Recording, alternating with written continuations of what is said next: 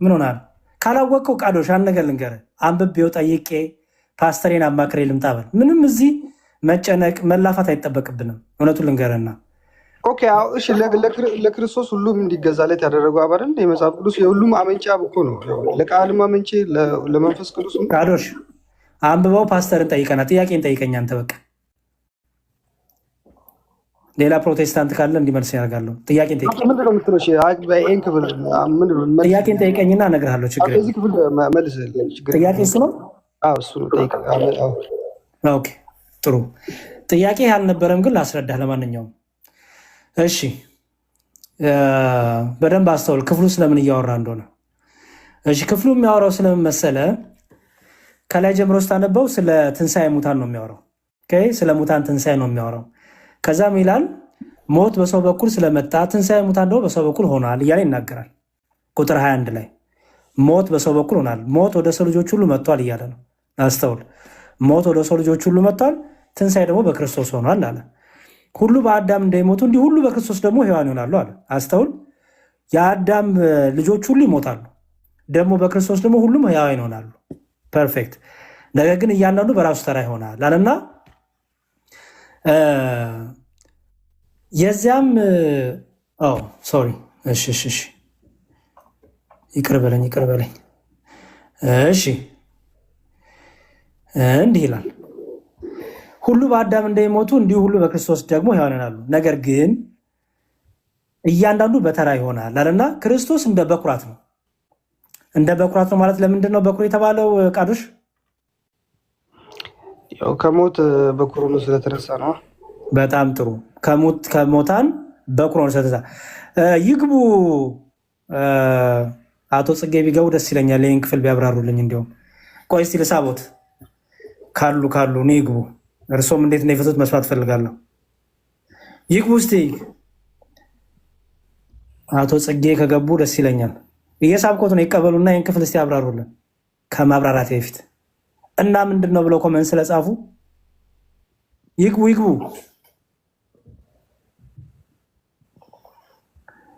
መሪጌታ ለምንድን መሪጌታ ምለው? መሪጌታ በል። ማን ነው መሪጌታ ያደረጋቸው? ለምንድን ምለው? በፕሮቴስታንት መሪጌታ አለ እንዴ? አላችሁ? መሪጌታ ቀኝ ጌታ አላችሁ? በፕሮቴስታንት መሪጌታ አለ? የፕሮቴስታንት መሪጌታ ካለ ጥሩ። አንዴ ቆይ ቃዶሽ ሚዩት አድርግልኝ። ኦኬ የፕሮቴስታንት መሪጌታ ካለ ኦኬ። እኔ ግን አላውቅም። በቤተክርስቲያን ለምሳሌ ዲያቆን ነኝ፣ ቤተክርስቲያን ውስጥ አገለግላለሁ አለው። ከቤተክርስቲያን ከወጣው ከካድኩኝ አቶ ነው የምባለው። አቶ ያሬድ፣ ዲያቆን ያሬድ አልባለም። ድርቅ ብዬ ዲያቆን ነኝ ብዬ ሙጭጭ ማለት እችላለሁ። ያ ግን ሌብነት ነው፣ ውሸታምነት ነው፣ ስርዓተ ቤተክርስቲያንም አይደለም።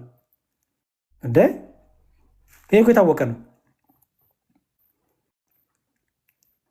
ሲጀመር መሪጌትነት ስልጣን አይደለም። ይሄን ነው መሪጌት። አሁን በእጅ ተጭኖ ሹመት ዲቁና፣ ክህነት፣ ዲቁና፣ ክህነትና ጵጵስና፣ እነዚህ ናቸው ሹመቶች።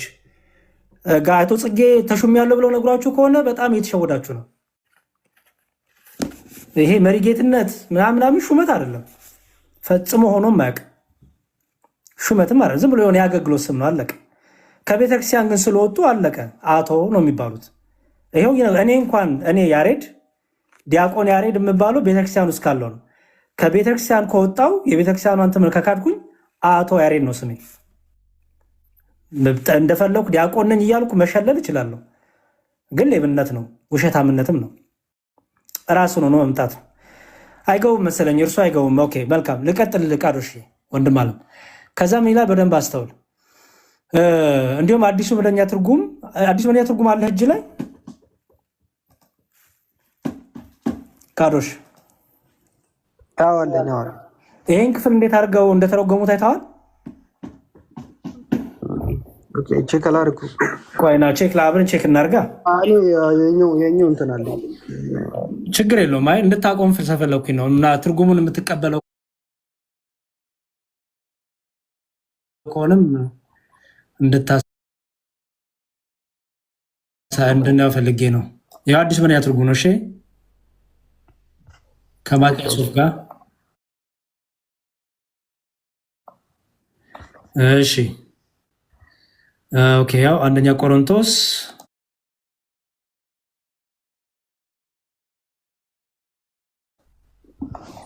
ምዕራፍ 15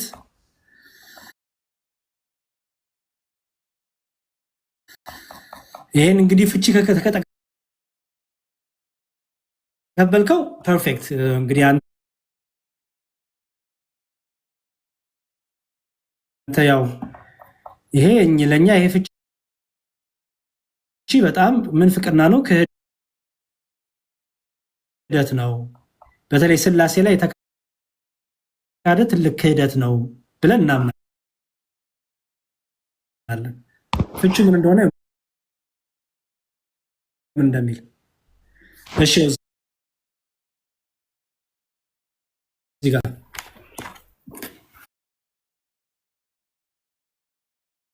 ይኸው ምን ይላል?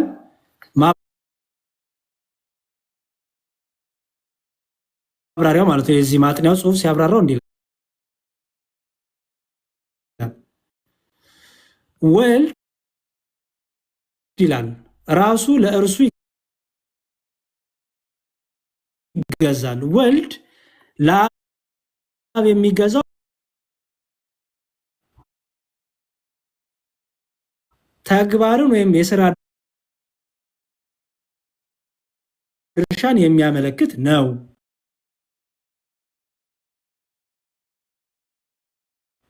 በስላሴ አካላት መካከል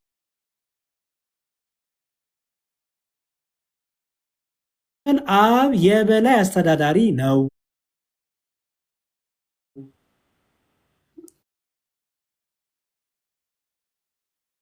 ወልድ የአብን ፍቃድ የሚፈጽም ነው። ለምሳሌ በፍጥረትና በድነት ጊዜ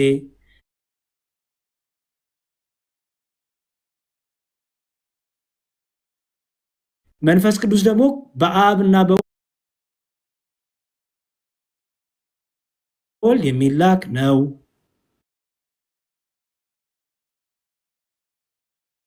የሚላከውም ሕይወትን እንዲሰጥ ነው ይላል። ትቀበላለህ? ሁሉንም እቀበላለሁ። አቀጥል፣ ችግር የለውም። እስከታች ቃሎሽ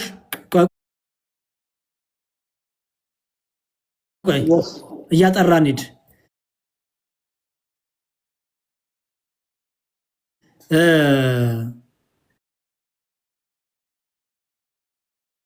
በስላሴ አካላት ስላሴ በአካል ሶስት ናቸው ብለህ ታምናለህ?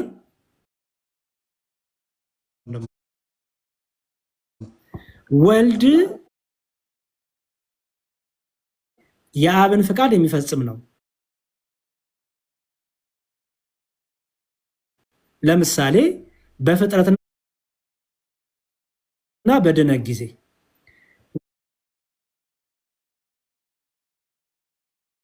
ወልድ የራሱ ፍቃድ አለው ወይስ የለውም? ቃሎሽ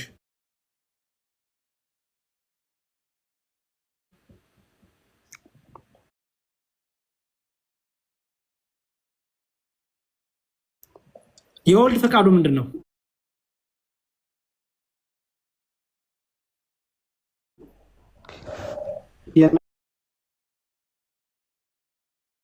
የነገርኩህ እኮ ነው። የወልድ ፈቃዱ ምንድን ነው? ቃዶሽ ያ ፍቃድን ማስፈጸም ነው። የወልድ ፈቃዱ የጠየቁ የወልድ ፍቃድ ያ ፍቃድን ማስፈጸም ነው። የወልድ ፈቃዱ ምንድን ነው? አንተም አታውቅም፣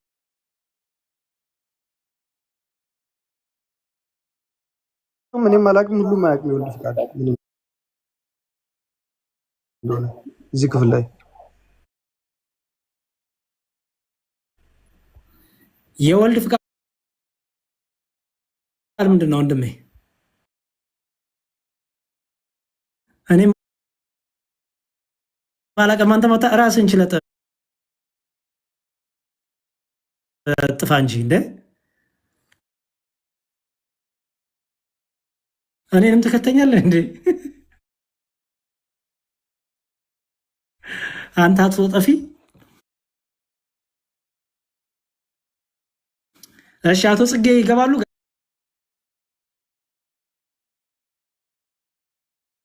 ጋይ ጽጌ ከገቡ ጥሩ፣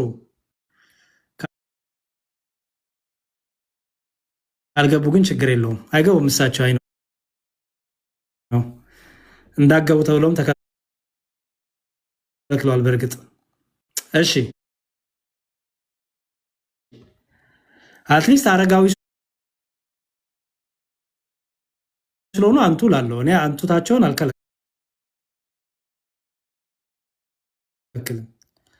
አቶና ጋሼን ግን እሱ ግዴታ ነው። ሌላ ፕሮቴስታንት አለ?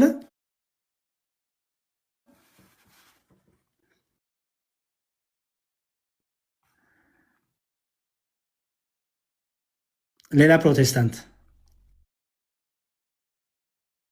አንድ ቁጥር ጻፉልኝ አንዴ።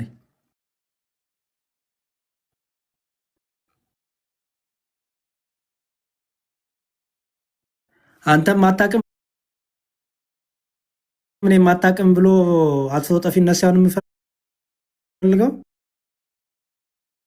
ጴንጤዎቹ መጽሐፍ የፕሮቴስታንቶቹ መጽሐፍ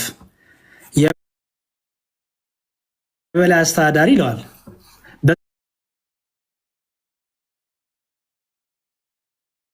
በስላሴን ደግሞ አስተዳዳሪ አለ እንዴ?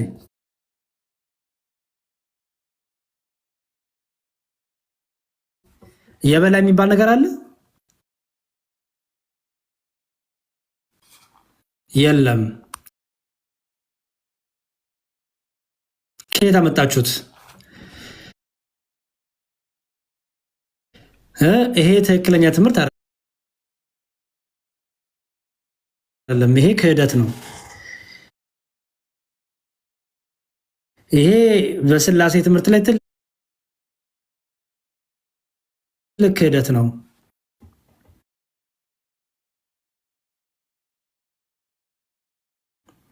ጭራሽ ያው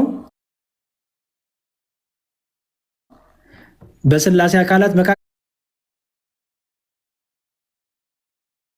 አብ የበላይ አስተዳዳሪ ነው።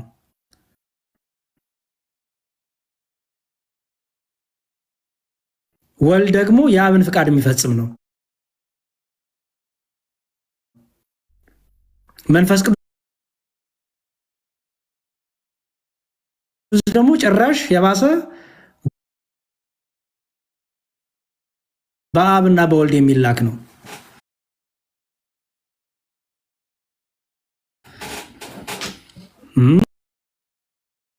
እግዚአብሔር ይመስገን። ድምጽ ይሰማል አይደል? ታፍነሻል ግን ይሰማል።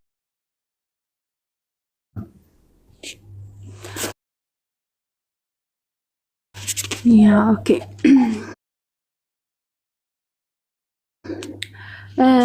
እኔ የገባሁት አንድም ቪዲዮ ሰርች ነበርና ብዙ የታየ አይደለም። የእስልምና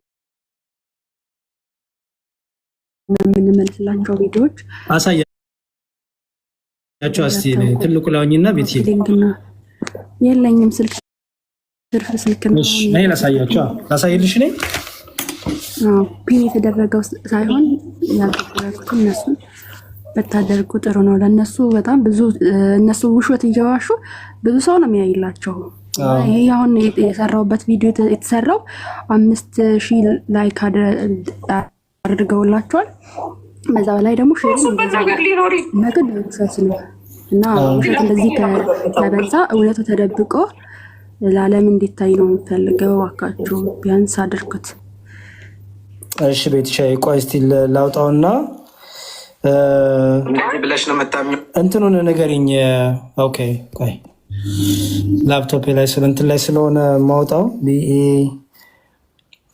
BELCH ኦኬ እሺ እዚህ ያላችሁ ሰዎች ይፈቀድልናል። ማስረጃ ኦሪት ዘፍጥረት ምዕራፍ 20 ከቁጥር 12 ላይ ሳይዋሹ መኖር ስለማይችሉ ይህንን የሚያምኑ ማለት ነው የሚያወራው የመጀመሪያው ጀምሩና ሁሉም ህዝብ ይህን እንዲደርስልኝ ብቻ ተባበሩልኝ እባካችሁ።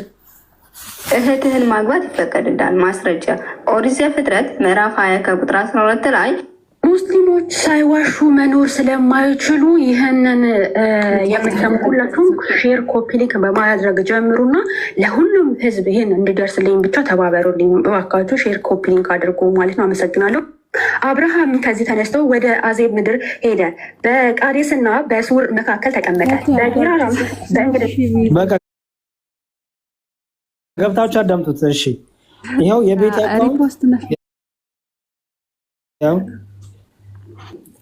ይኸው የቤቴ አካውንት ኤፌሶን የጳውሎስ ፍሬ ይላል።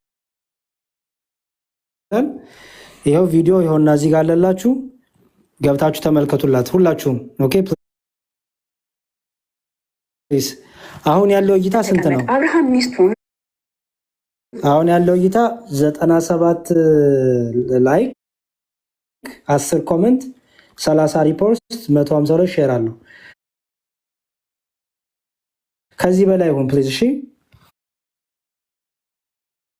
ያው አካውንቷን ፎሎ ያደረጋችሁ አሁን ሪፖስት ኮፒ ሊንክ አድርጉላት፣ ላይክ አድርጉላት፣ ኮመንት ስጧት። ያው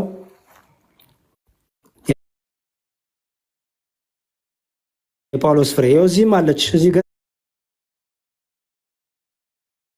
ላይም ተቀምጣለች። በእርግጥ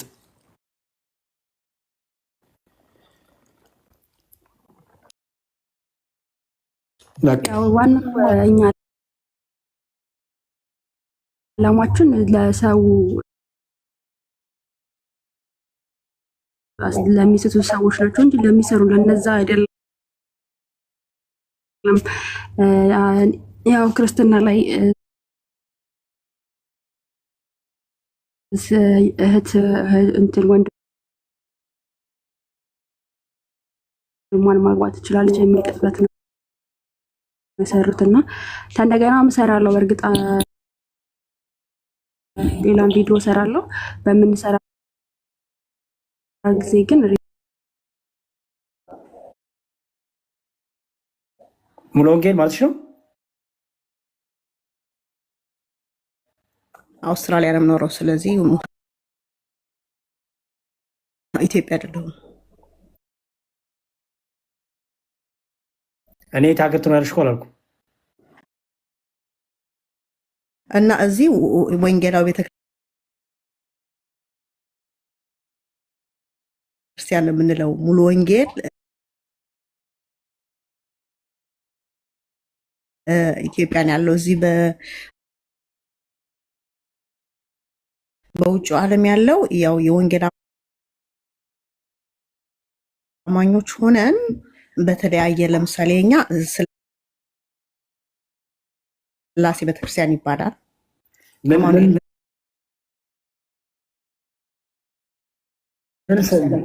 ምን ስላሴ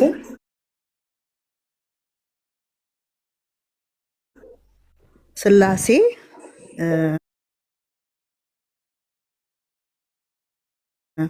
በአውስትራሊያ ቤተክርስቲያን ይባላል። ሌላም ደግሞ አማኑኤል ቤተክርስቲያን ይባላል።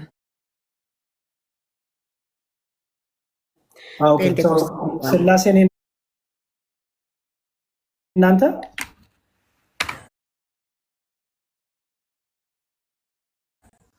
ምክንያቱም እኛ በአብ ወልድ መንፈስ ቅዱስ እናምናለን። እኔ እኮ አታምኑም አላልኩም እኮ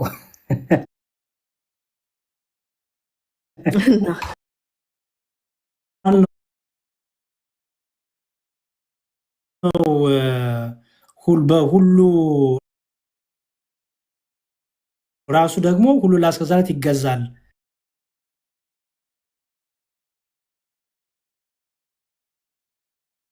የተባለው ማን ነው? ለማን ነው የሚገዛው? ይሄ ክፍል ስለምንድን ነው የሚያወራው? ይሄ ትክክለኛ የመጽሐፍ ቅዱስ ጥቅስ ነው አይደለ? ላይ ቅድም የተናገርከው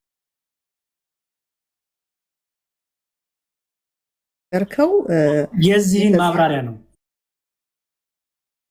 የዚህ ማብራሪያ የዚህ አመጣለሁ እሱ የዚህ ክፍል ማብራሪያ አዲሱ መደበኛ ትርጉም ላይ ይሄ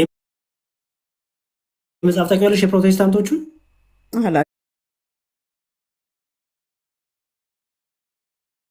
እኔ 66ቱን ነው ማምነው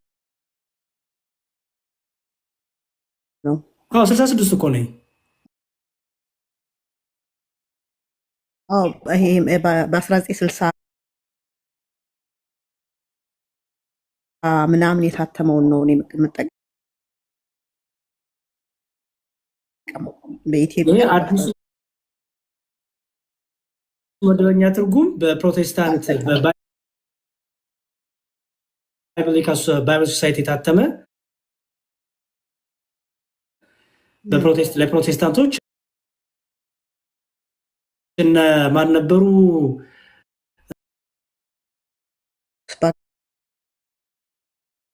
ባክግራውንድ የመጣሁት እሱ ምንም አይሰራልንም። ሜሲ እህት አለም ምንም አይሰራልንም። እሱ አሁን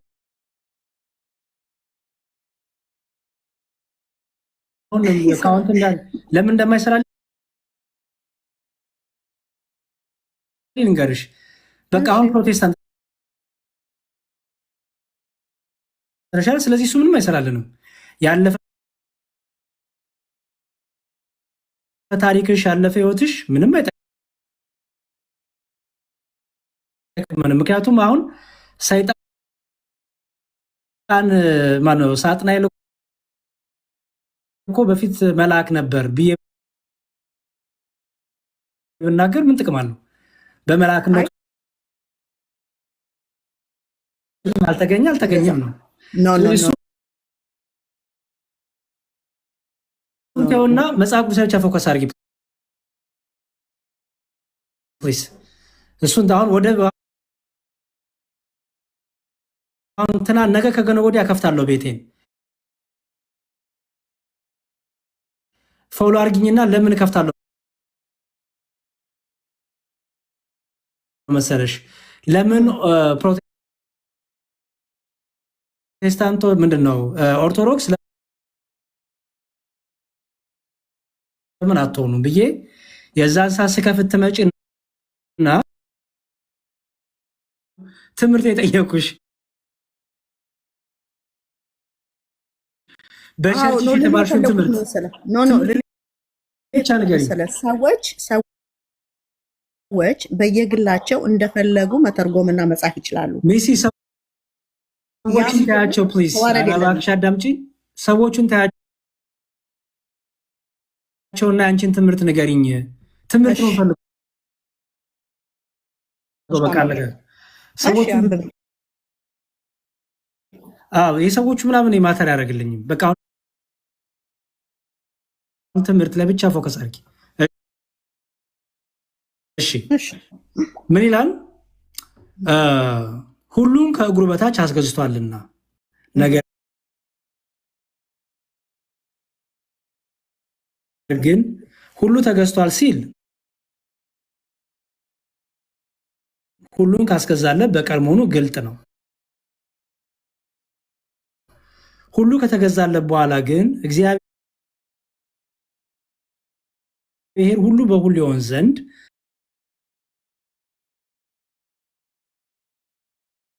በዚያን ጊዜ ልጁ ራሱ ደግሞ ሁሉን ላስገዛለት ይገዛል ይላል። ስለማን ነው የሚያወራው? ስለምንድን ነው የሚያወራው? ስለ ክርስቶስ እንደሚያወራ ነው እኔ የምረዳው። ሁሉን ያስገዛለት እግዚአብሔር አብ ሁሉን ያስገዛለት ለጌታችን ለመድኃኒታችን ለኢየሱስ ክርስቶስ ነው። ስለዚህ ሁሉም ተገዝቶለታል ይላል። ስለዚህ ወደ ዮሐንስ ወንጌል ምዕራፍ 1 ስንሄድ ምን ይላል መሰለ? ቃል ነበረ፣ ቃልም በእግዚአብሔር ዘንድ ነበረ፣ ቃልም እግዚአብሔር ነበር ይላል። ሁሉም በእርሱ ሆነ ነው የሚለው አለ። ከእርሱ ውጭ አንዳችስ እንኳን የሆነ የለም ነው የሚለው። ስለዚህ ያ ያስገዛለት እግዚአብሔር አምላክ፣ ምክንያቱም ኢየሱስ ክርስቶስ በዚህ ምድር ላይ ሲመጣ ፍጹም ፍጹም ሰው ፍጹም አምላክ ስለነበረ እንደ ሰውም እንደ እግዚአብሔርም እንደ መለኮትም እንደ ሰው የሚመላለስ ስለነበረ እግዚአብሔር አብ ሁሉን ከእግሩ በታች አስገዛለት አይደል? እሺ አንድ እዚህ ጋር አልጠይቅሽ። ሁሉ ከእግሩ በታች አስገዝቷልና ማን ነው ይሄ?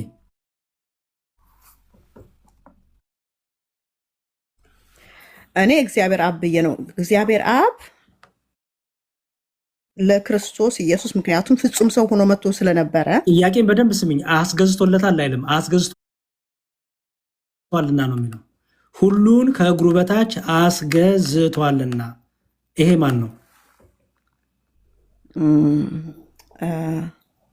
ሁሉን ከእግሩ በታች አስገዝቷልና ካለው ያስገዛለት ይኸውልህ፣ የኔን እምነት አንዴ ልንገርህ። ማን ነው?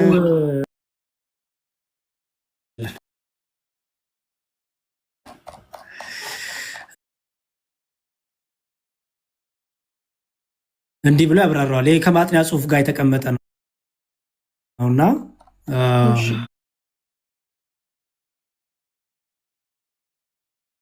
ይሄ መጽሐፍ ማለት ነው። እንዴት እንዳልደረሰሽ አላውቅም። አይ አልጠቀምም። እኔ እሱን ለምን ማጠቀም አትቀበው? ምክንያቱም አልቀበለው። ምክንያቱም አማርኛውን በተሻለ አማርኛውን በቀላል አማርኛ ብለው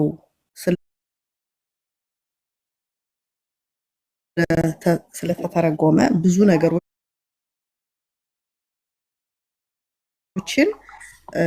ከቀድሞ ወይ ደግሞ የኢትዮጵያ ማህበረ መጽሐፍ ቅዱስ ማህበር ከተረጎሙት የተለየ ነው። ስለዚህ አልጠቀምም እሱ። ኦኬ አንበበሽ ታውቂያለሽ? እስከ ጭራሹ አንበበሽ አታውቂም ማለት ነው? አንብቤውም አላውቅም። አንዴ አይቼዋለሁ፣ ግን ስላልተዋሃደ ከእምነቴ ጋር ስላልተዋሃደልኝ ቃሉን በቃሉን ማንበብ ስላልቻልኩ አይቼዋለሁ፣ አልቀበልም። እሺ እዮባ ይቀጥል።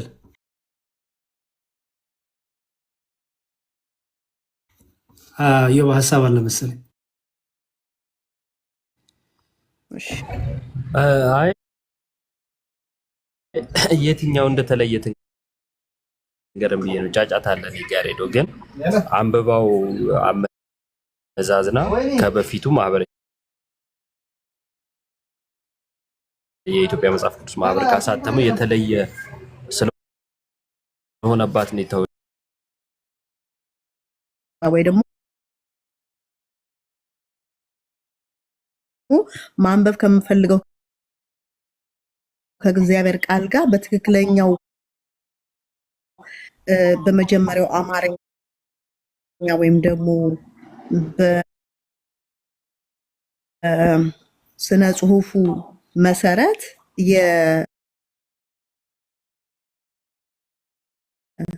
የሚያስረዳ ስላልሆነ አልፈለኩትም እና እኔ የማነበው እሺ ቆይ እንትኑ አሁን ላልሽው ስህተት መሆንሽ ላሳይሽ። አንደኛ የመጀመሪያው ገጽ አለ ያሬዶ ወይስ አለ ፒዲኤፍ ላይ ዶንት ቲንክ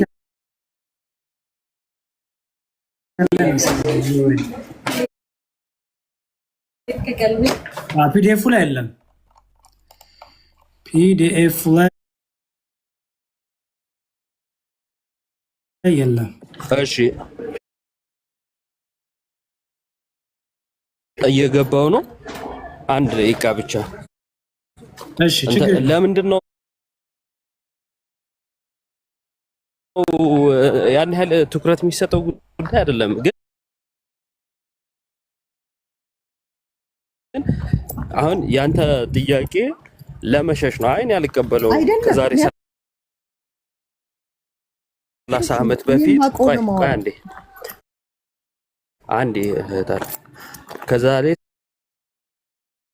30 ዓመት በፊት አንብቤው ከመጽሐፍ ቅዱስ ማህበር ጋር ስለተለየብኝ አልሽ። ልክ እንደዛ ስትይ እየዋሸሽ እንደሆነ ስለተረዳው ነው የገባሁት። ከዛ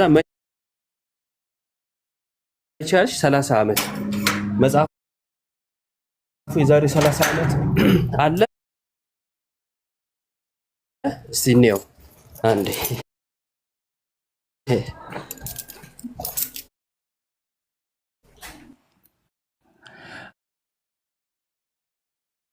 እሺ ኢዮባ እስኪመጣ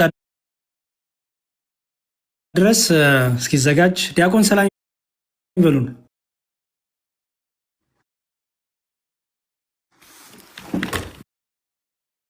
ይታያል።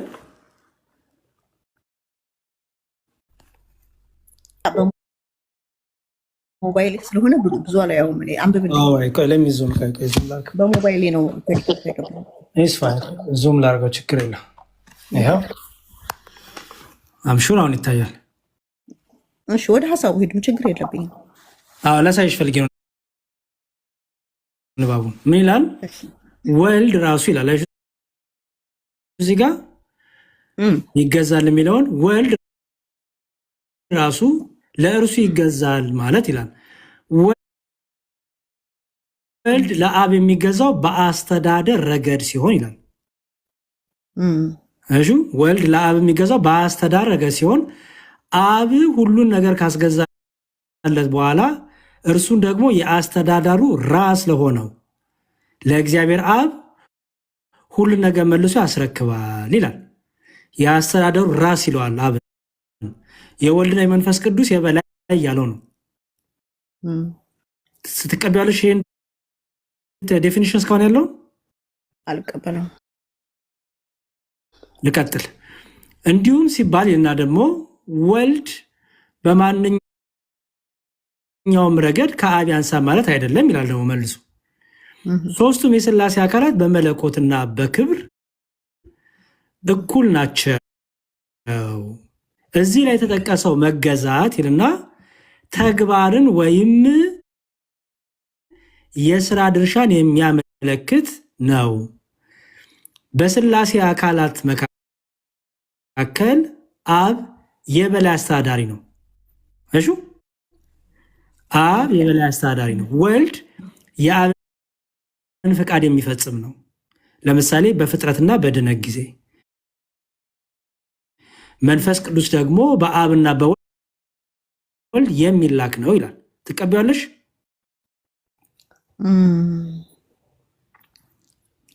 አዎ በአንድ በኩል ይሄንን ቃል በደንብ የምትቀበዩትን ነው። ከዚህ ውስጥ አሁን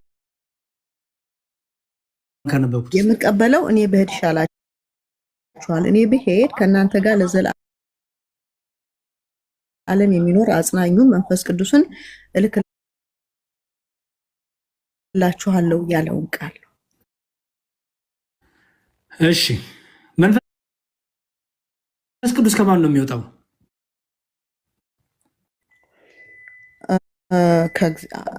አንድ አምላክ እኮ ናቸው። አብ ወልድ መንፈስ ቅዱስ በአንድ አምላክ ነው የምናምነው።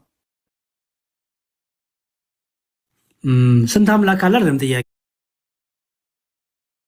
ስለ ኦኬ በስላ እግዚአብሔር አንድም ሶስት ኖት ያለሽ አይደል? አዎ ሶስትነቱ በምንድን ነው? ኦርቶዶክስ አተረጓጎም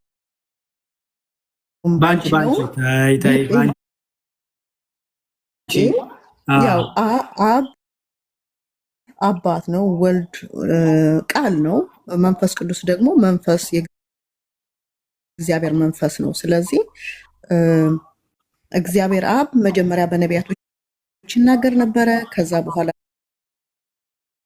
ደግሞ ኢየሱስ ክርስቶስ ከድንግል ማርያም ተወልዶ እኛን ሊያድን መጣ። በመስቀል ላይ አብ ወልድ መንፈስ ቅዱስ እሺ በስም ሶስት ማለት አይደል? ምክንያቱም አብ ወልድ መንፈስ ቅዱስ። በአካል ስንል አብ እኔ ባይ ነው፣ ወልድ እኔ ባይ ነው፣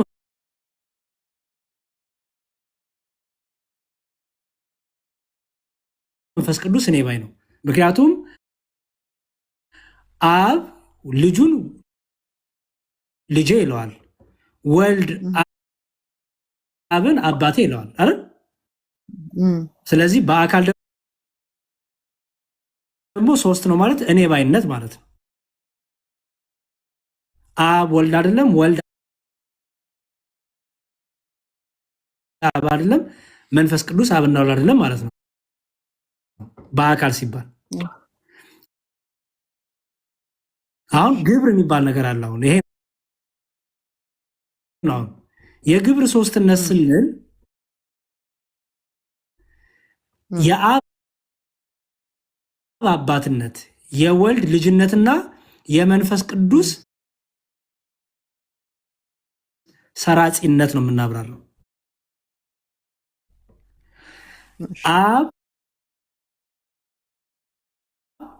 ወላዲ ነው፣ አስራጺ ነው። ወልድ ተወላዲ ነው፣ መንፈስ ቅዱስ ሰራጺ ነው። ኦኬ አሁን ግብር ሶስትነት ሲባል አብ ምንድነው ማለት ነው? አባት ነው። ወልድ ልጅ ነው፣ መንፈስ ቅዱስ ሰራጺ ነው። አይሹ መንፈስ ቅዱስ ሰራጺ ነው ማለት በግዕዝ ነው።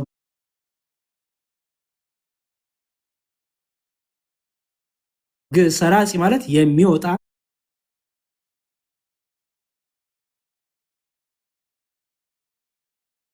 ማለት ነው። የሚሰርጽ ሲባል ይሰርጻ ሲባል ይወጣል ማለት ነው። ለምሳሌ ወልድ ሰረጸ ነው የሚባለው ወይስ ተወለደ?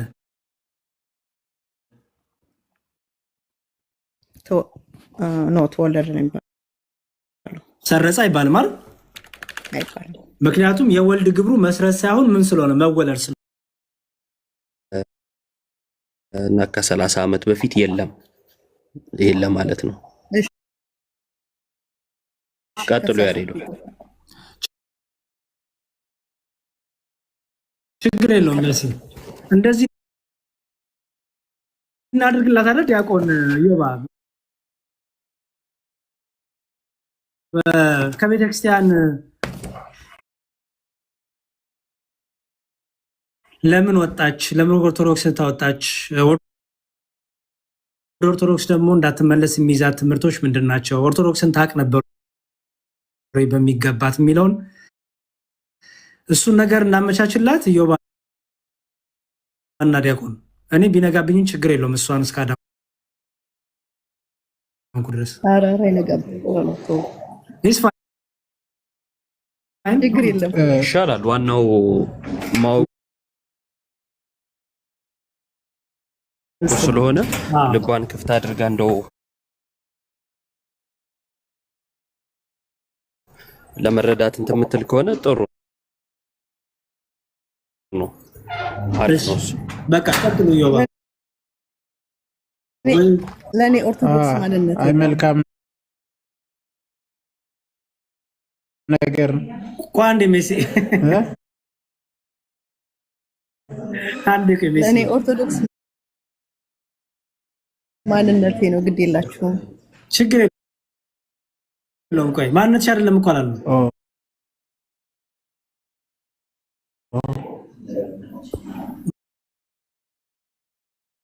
ማንነትሽ አይደለም አላለም።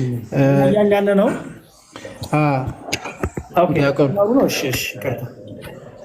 ማለት ምን አውቃለች የሚለውን እሱ ነው መሰረታዊ ነገር እና ምን ያህል አውቃ ነው የወጣችው ቤተክርስቲያንን ምን ያህል ተረድታለች የሚለው ነገር ይወስናል። በነገራችን ላይ መቼ ቤተክርስቲያንን ተረድተሻል ከጅምሩ ማለት አንድ ሰው ከመውጣቱ በፊት አብዛኛው እንግዲህ ከዚህም በፊትም ሲጠመቁ ሲመለሱ ያየናቸው ብዙዎችንም ያየነው ቤተክርስቲያንን ሳያውቋት ነው። ትምህርቷንም መሰረቷንም ሳያውቋት የወጡ ብዙ አሉ። ከመሰረቱ አሁን ከተጠየቅሽውም ጭምር ከስላሴ ክርስቶሎጂ፣ ቁርባንን፣ ጥምቀትን፣ ትንሣኤ ሙታን እነዚህ መሰረታዊ የሆኑት ነገሮች አሉና እነሱን ማወቅ ይጠበቃል። መጀመሪያ ምን ያህል ተረድተሻል ቤተክርስቲያንን? ምን ያህል እስካሁን እስቲ ምን አውቀሻል? ከዛን ጀምርና ችግር የለው በምትፈልጉ የትኛውንም ጥያቄ ትጠይቂያለሽ ማለት ነው። መሰረታዊ የቤተክርስቲያን አስተምህሮት ላይ ማለት ነው። ይቀጥሉ። ትገረማላችሁ። አባቴ እስከ 40 ዓመቱ በቤተ ክህነት ያገለገለ አባት ነው የነበረኝ። መንደሩም ሰፈሩም የቄሶች መንደር ነው የሚባለው።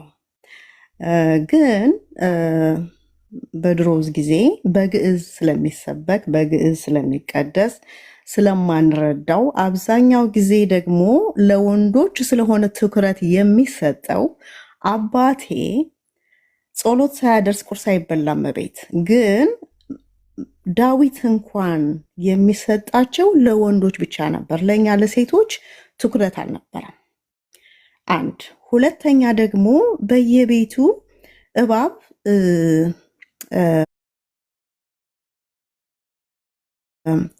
በስዕል ግድግዳ ላይ በስዕል